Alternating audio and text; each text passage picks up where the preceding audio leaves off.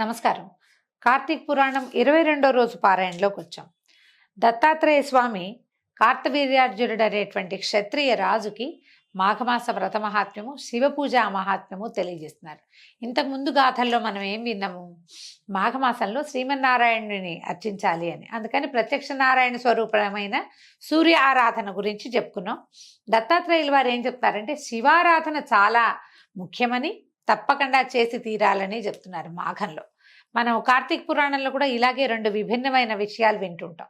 కార్తీక మాసం శివ సంబంధమైన మాసంగా చెప్తూనే దానికి మన దామోదరుడు, మన కార్తీక దామోదర ప్రీత్యర్థం అని చెప్పాలని చెప్పుకుంటాం. అప్పుడు కార్తీకంలో సాలగ్రామ ఆరాధన, సాలగ్రామ దానము అత్యంత విశేషమైనవి, చాలా శుభప్రదమైనవి, ఫలప్రదమైనవి అని కూడా చెప్తాం. ఈ మాఘంలో ఓ పక్కనేమో నారాయణుడిని అర్చించమంటారు. నారాయణ స్వరూపాలైన నీటి యందు మునగటం కూడా మోక్షదాయకం అని చెప్తారు. శివ పూజ గురించి తక్కువ చెప్తున్నట్టుగా కనపడుతుంది మనకి. కానీ దత్తాత్రేయుల వారు మాత్రం చాలా స్పష్టంగా శివారాధన ముఖ్యమని చెప్తున్నారు. ఏం చెప్తున్నారు? రాజా, ప్రతి కార్యానికి ముందు శివుని పూజించి ప్రారంభించడం శ్రేయస్కరం. అంటే మనం కలికాలంలో ఇప్పుడంతా కూడా మనం ఏం చేస్తాం, ఏదైనా పని ప్రారంభించాలంటే గణపతి ఆరాధన చేసుకుంటాం. శివారాధన ముఖ్యము అని చెప్తున్నారు. గణపతి ఆరాధన ఓం అని అన్నాక శివారాధన చేసిన తర్వాతే ఏ రాజైనా తన యుద్ధానికి కానీ, వేటకి కానీ, స్వయంవరానికి కానీ, రాజ్యాంగంలో ఏదైనా మార్పులు చేయటానికి కానీ మొదలు పెట్టేవారట. అట్లాగే మొదలు పెట్టాలని, శివారాధన తప్పకుండా చేసి తీరాలని చెప్తున్నారు. పూర్వం త్రేతాయుగంలో కూడా శ్రీరామచంద్రమూర్తి రావణాసురుని చంపడం కోసం, సీతాదేవిని రక్షించుకోవడం కోసం, రావణుడిని వధించడం లేదా శిక్షించడం కోసం ఏం చేశారు? సముద్రం మీద వారధిని నిర్మింపజేసి అతడొక శివలింగాన్ని ప్రతిష్ఠించి దానికి పూజలు చేసిన తర్వాత, శివధ్యానం చేసిన తర్వాతే తన పని మీద వెళ్ళి రావణాసురుణ్ణి వధించగలిగాడు. అయితే మనకి రామాయణం ప్రకారం ఈయన ఏదో ఆరాధన చేసేవాళ్ళు, కానీ రాముల వారు ఇలా కనపడదు. ముందే శివ పూజ చేసి వెళ్ళాడు అనేది మనకు తెలీదు. కానీ ఆరాధన మాత్రం తప్పకుండా చేసేవారు. సముద్రుణ్ణి అడిగి ప్రాయోపవేశం చేస్తానని చేసి అతని మీద విల్లు ఎక్కుపెట్టి అతనిని ఒప్పించి ఇది వేశారు, వారధి వేశారు. వేసిన తర్వాత రావణాసురుడిని వధించారు, సీతాదేవిని వెనక్కి తెచ్చుకున్నారు. అయితే రావణాసురుడు జన్మతః బ్రాహ్మణుడు అవటం వల్ల రావణాసురుడే కాదు, రాక్షసుల్లో అందరూ కూడా ఇంచుమించుగా అందరూ కూడా కశ్యప ప్రజాపతి సంతానంగా చెప్పబడతారు. వాళ్ళు కశ్యప ప్రజాపతి అంటే బ్రహ్మ యొక్క కుమారుడు కాబట్టి ప్రజాపతులందరూ కూడా బ్రహ్మ సంతానమే. ప్రజాపతులది ఏంటి, ప్రపంచాన్ని పెంచండి అని చెప్పి వీళ్ళకి ఆజ్ఞిస్తే ఆ రకంగా దేవతలు, రాక్షసులు, దానవులు వీళ్ళందరూ పుట్టారు. కశ్యప ప్రజాపతికి ఉన్నటువంటి భార్యల వల్ల, ఒక్కొక్క భార్య వల్ల ఒక్కొక్క రకం సంతానం లభించింది ఆయనకి. దేవతలు కూడా కశ్యప ప్రజాపతి సంతానమే. అదితి వల్ల ఆదిత్యేయులు అంటే వీళ్ళు అమరులు లభించారు, దేవతలు లభించారు కుమారులుగా. తర్వాత దితి వల్ల దైత్యులు అంటే రాక్షసులు. దితి యొక్క తర్వాత సంతానం వాళ్ళ కుమారుడు, వాళ్ళ కుమారులు, వాళ్ళ కుమారులు, ఇక మనవాళ్ళు పెరుగుతారు కదా. క్రమంగా సంతానం పెరిగి వీళ్ళందరూ కూడా కశ్యప ప్రజాపతి సంతానం అవటం వల్ల బ్రహ్మహత్యాపాతకం తనకు అంటుకుంటుందని రాముల వారు ఏం చేశారు? ఎన్నో శివలింగాల్ని స్థాపించారు. బ్రహ్మహత్యాపాతకాన్ని పోగొట్టుకోవాలంటే శివారాధన అత్యంత ముఖ్యమైనదిగా కార్తవీర్యార్జునుడికి దత్తాత్రేయుల వారు బోధిస్తున్నారు. నువ్వు చేసిన ఏ పాపాన్ని పోగొట్టుకోవాలన్నా శివారాధన చేయాలి. ఏ క్రియలో అయినా మనం జయం సంపాదించాలన్నా కూడా శివారాధన చేయాలి. శివారాధనతో అటాచ్మెంట్ కలిగినటువంటి ఒక ప్రత్యేక ఆరాధన గంగా నదిలో స్నానము, శివార్చన, ఈ రెండు మోక్షప్రదాలు. మనకి చాలా చెప్పబడ్డాయండి మోక్షదాయకమైన విషయాలు. అందులో ఈ రెండు ఒక ప్రత్యేక కాంబినేషన్గా చెప్తారనమాట. దీనికి ఏం చెప్తున్నారు మనం చూడండి. మన శ్రీలంకకి దగ్గరలో ఉన్న రామేశ్వరంలో రామేశ్వరలింగం శ్రీరాముడు ప్రతిష్ఠ చేసింది. ఆంజనేయ స్వామిని పంపించి శివలింగాన్ని తేవడానికి పంపించారు. స్ఫటికలింగాన్ని తెచ్చాడు ఆయన వచ్చే లోపల ముహూర్తం మించిపోతుందని సీతాదేవి తయారు చేసిన సైకత లింగాన్ని అంటే ఇసుక లింగాన్నే రామేశ్వరంలో గర్భగృహంలో ప్రతిష్ఠ చేశారు శ్రీరాముల వారు. తర్వాత వచ్చిన ఆంజనేయ స్వామికి కష్టం కలగకుండా ఆయన తెచ్చిన శివలింగాన్ని కూడా ఇంకో చోట ప్రతిష్ఠ చేశారు. రెండు లింగాలు చూడాలి మనం. ఆంజనేయుల వారు తెచ్చింది చూడాలి, సీతాదేవి ప్రతిష్ఠ చేసింది చూడాలి. రెండు రాముల వారితోటే ప్రతిష్ఠ చేయబడ్డాయి. చాలా విశేషంగా కనబడుతుంది. ఇట్లా మనకి హైదరాబాద్ చుట్టుపక్కల ప్రాంతాల్లో కీసరగుట్టలో కూడా రాముల వారి ప్రతిష్ఠ చేసిన శివలింగం ఉందని చెప్తారు.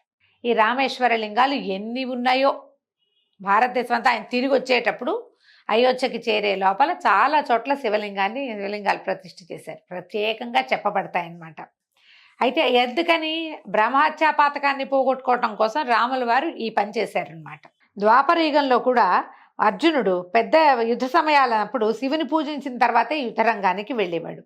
పరమేశ్వరుని పూజించి పనులు ప్రారంభించి కృతకృత్యులైన వారు ఎందరో ఉన్నారు.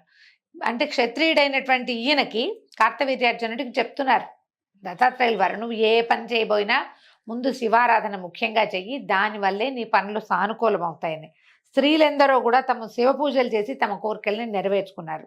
కావున పూజల యందు శివ పూజ అత్యంత శ్రేష్టమైనది, నదుల యందు గంగా నది అత్యంత శ్రేష్టమైనది.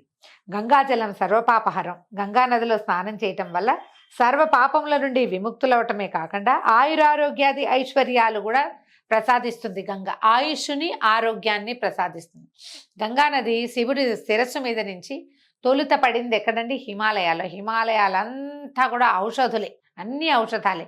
అలా ఔషధీ గుణాలున్న ప్రాంతాల్లోంచి ప్రవహించి రావటం వల్ల గంగా నదికి సహజంగానే ఒక ఔషధ గుణం ఏర్పడింది. భూమి మీదకి వచ్చేసరికి ఆమె ఎక్కడ పుట్టింది? అసలు తొలి పుట్టింది ఎక్కడ? విష్ణుపాద సంభవ. ఆవిడ విష్ణువు యొక్క పాదం నుంచి పుట్టింది. దానివల్ల ప్రత్యేకత వచ్చింది. ఆ తర్వాత భూమి మీద ఆమె ప్రవహించే ప్రాంతాలన్నీ కూడా విపరీతంగా ఔషధులు నిండి ఉండటం వల్ల గంగాజలం అత్యంత పవిత్రమండి. ఎలాంటి పరిస్థితులైనా గంగా జలం చల్లుకుంటే పవిత్రం అయిపోతుంది. ఇక మడి మైలా లేదు గంగకి, అంత ప్రత్యేకమైంది. ఒకటి విష్ణువు యందు జన్మించటము, రెండోది శివుని మీద నుంచి ప్రవహించటము. ఈ రెండు దాంతోపాటు హిమాలయాల్లో ప్రవహించి మనకు అందటం వల్ల ఔషధ గుణాలు కూడా వచ్చినాయి. పవిత్ర గుణమే కాకుండా ఔషధ గుణం కూడా వచ్చింది. కాబట్టి ఆయుష్ ఆరోగ్యము రెండు పెంపొందుతాయి గంగానది స్నానం వల్ల. గంగాజలం సర్వరోగ నివారిణి. పవిత్ర గంగానదిలో స్నానం చేస్తే మోక్ష సిద్ధి కలుగుతుంది. శివుని శిరస్సు మీద ఉండి క్షణక్షణము పరమేశ్వరునినే ప్రక్షాళన గావించేటువంటి గంగాజలము అల్పులని ఆదుకొని వారిని సర్వపాప విముక్తుల్ని చేస్తుంది. మనలాంటి వాళ్ళకి గంగే మోక్షకారకం. ఆరోగ్య రీత్యా కూడా శాస్త్రపరంగా ఇది నిర్ధారించబడింది. ఏ నీళ్ళనైనా సరే గంగా గంగా గంగా అని 3 సార్లు అనుకుని శిరస్సు మీద చల్లుకుంటే ఆ నీరు కూడా గంగా జలంతో సమానం అవుతుంది. మనం ఇది కార్తీక పురాణం కాలంలో చెప్పుకుంటాం. మనం ఇంట్లోనే స్నానం చేస్తాం. ఏ నదికి వాపికూప తటాకాదులకి వెళ్ళలేకపోతాం. ప్రాతకాల స్నానం చేయాలి. ఏం చేస్తాము? ఆ బకెట్లో చేసి బకెట్ మీద చేపెట్టుకుని హరగంగే అనుకోవటం. గంగే చేయమనే చేయవ గోదావరి సరస్వతి నర్మదే సింధు కావేరి జలేస్మిన్ సన్నిధిం కురు అని చెప్తాం. నా గంగాచ యమునా చైవ గోదావరి సరస్వతి 4 నదులు వచ్చినాయి కదా. అక్కడి నుంచి గోదావరి సరస్వతి నర్మదే సింధు కావేరి 4 7 3 7 నదులని ఇక్కడ మనం పొందుతున్నాము అని ఒక మంత్రం చెప్పుకొని ఆ శ్లోకం స్మరించుకొని నీళ్ళు తీసుకుని హరగంగే అని నెత్తి మీద పోసుకోమని చెప్తాం. 3 సార్లు అనుకోండి. హరగంగే హరగంగే హరగంగే అనుకుంటే మన నీళ్ళల్లోకి గంగా ప్రవేశం జరిగిపోతుంది. మనకి ఇలాంటి వెసులుబాట్లు ఉన్నాయండి. మనం ఢిల్లీ చుట్టుపక్కల ప్రాంతాలకే పరిగెత్తుకుంటూ వెళ్ళక్కర్లా. మన ఇంట్లో బకెట్లో కూడా గంగా నదిని ప్రత్యక్షం చేసుకోవచ్చు. ఎంత చక్కగా చెప్పబడ్డారేందో చూడండి. ఇది మంచి విషయం కదా. మనం అదే కాకుండా మనం పూజా విధిలో కూడా ఏం చేస్తాం? పూజ దగ్గర కూడా కలశాన్ని పెట్టుకుంటాం. ఒకటి కలశానికి గంధ పుష్ప అక్షతలు సమర్పిస్తాం. గంధం పెట్టి బొట్టు పెడతాం. అక్షతలు పువ్వులు అక్షంతలు అందులో వేస్తాం. అందులో కూడా గంగే చెమిని చేవే గోదావరి సరస్వతి అని చెప్పుకుని ఆయాంతు ఏ గణేష పూజార్థమో శివ పూజార్థం దురితక్షయకారకలమైన అయినటువంటి నదీ జలాలు ఇందులోకి ప్రవేశించుగా కానీ కలశోదకంలోకి గంగని ఆహ్వానిస్తాం. గంగతో పాటు 7 పుణ్య నదుల్ని అక్కడికి పిలుచుకుంటాం. మన ఇంట్లో కనుక గంగాజలంవి ఈ కాశీ నుంచి తెచ్చిన చిన్న చెంబులు ఉన్నాయనుకోండి, ఒక్క చుక్క గంగాజలం అందులో వేసుకోవచ్చు. మనం ఎవరినో ముట్టుకోనుకోవడానికి వాళ్ళని ముట్టుకున్నాం, వాళ్ళు ఎవరో మన ఇంటికి వచ్చారు, మైల కలిసిపోయింది, పురుడు కలిసిపోయింది, పక్షిని కలిసిపోయింది, రకరకాల అనుమానాలు. ఇల్లు పవిత్రం చేసుకోవాలంటే ఏం చేయాలి? ఏదైనా పుణ్యావచనం చేయించుకోవాలి. ఎవరైనా పురోహితుడిని పిలిచి ఆయన ఒక అరగంట మంచి కార్యక్రమం చక్కగా మంత్రాలన్నీ చదివి పుణ్యావచన జలాన్ని సిద్ధం చేసి ఆ జలాన్ని ఇల్లంతా చల్లుతారు. మనకు అవకాశం లేదనుకోండి ఏం చేస్తాం? ఈ ముంత ఉంది కదా మన దగ్గర గంగాజల పాత్ర, దాన్ని కొద్దిగా విరిచి ఓ పక్కన ఆ నీళ్ళని మామిడాకో తమలపాకో లేదా ఒక తులసి దళమో ఆ నీళ్ళలో ముంచి ఇల్లంతా చల్లుకుంటే పవిత్రమవుతుంది. అలా ఎలా అవుతుంది? ఇలాంటి ప్రశ్నలు వేయకండి. మనకి పురాతన కాలం నుంచి ఇలాగే చెప్పబడింది. మనం ఇది ఆచరిస్తున్నాం. గంగకి ఆ రకమైన ప్రత్యేకత ఉంది. దత్తాత్రేయుల వారు ఇంత క్లియర్గా మన కార్తవీర్యార్జునుడికి తెలియజేస్తున్నారనమాట. ఎక్కడైనా సరే నువ్వు ఈ శ్లోకం గాని, మంత్రం గాని దాంతో అభిమంత్రిస్తే నీ దగ్గర ఉన్న జలంలోకి గంగా నది ప్రవేశిస్తుంది. ఆ నీళ్ళని నువ్వు నెత్తి మీద చల్లుకున్నా కూడా నువ్వు పవిత్రుడవవుతావు. ఈ గంగా జలము శ్రీమన్నారాయణ నుండి ప్రతిరూపము. ఏమిటంటే నారాయణుడు అంటున్నామా మనం. ఈ నారాయణం అంటే నారములు అంటే నీళ్లు. నీరంతా కూడా, జలం అంతా కూడా నారాయణుని అధీనంలో ఉంటుంది. నారాయణమూర్తి అయిన పేరుకే నారాయణము, నీటి యందు ఉంటాడు ఆయన. ఆ నీరు ఆయన యందు ఉంటుంది. అంచేత శ్రీమన్నారాయణుని ప్రత్యక్షం చేసుకోవాలన్నా, ఆయన్ని పూజించాలన్నా, ఆయన్ని తృప్తిపరచాలన్నా, మన పూజ సఫలం కావాలన్నా ఆ నీటిని అభిమంత్రించి మనం గంగాజలంగా భావించుకుని మీద చల్లుకున్నా కూడా మనకి ఆ రకమైన ఇది సిద్ధి లభిస్తుంది. ఈ నీటి యొక్క ప్రాముఖ్యతతోటి ఈరోజు పారాయణ పూర్తయిందండి. రేపు ఉదయం మళ్ళీ 23వ రోజు పారాయణలో కలుసుకుందాం. నమస్కారం.